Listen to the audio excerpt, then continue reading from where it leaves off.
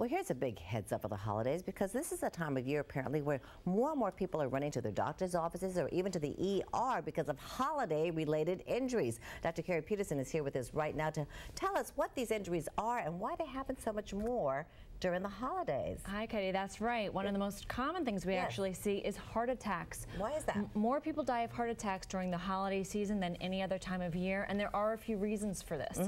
One of them is stress is really high, which increases the likelihood of having a heart attack. Right. Another reason is that people may be skipping their medication because they're so busy with all the hustle and bustle of the festivities. Not a good idea. No. Another really important one is that when someone has chest pain, they may ignore it if they're in the middle of a holiday party because they don't want to disrupt the festivities.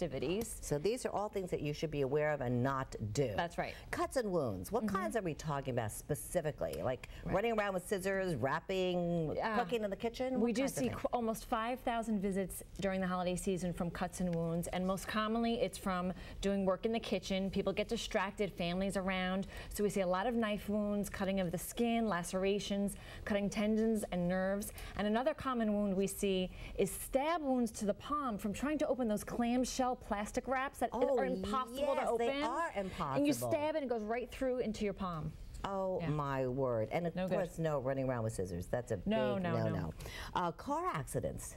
More of them during this time of year. That's right. Not only more car accidents, but more fatalities. And more than 50% of the time, this is due to alcohol intake. And I know people already know this, but please designate a driver and don't drink and drive. Fires from Christmas trees, cookings, or candles. You know, every single year we have a warning out about that. Don't do these things. Don't have those candles on. And yet, it doesn't seem to make any difference. Yeah, and actually, Christmas tree fires are more common than a lot of people think. There's over 400 a year, 40 deaths a year, and up to 100 injuries from Christmas tree fires. Why? Because the leaves get dry, they're live trees? That's right, live trees.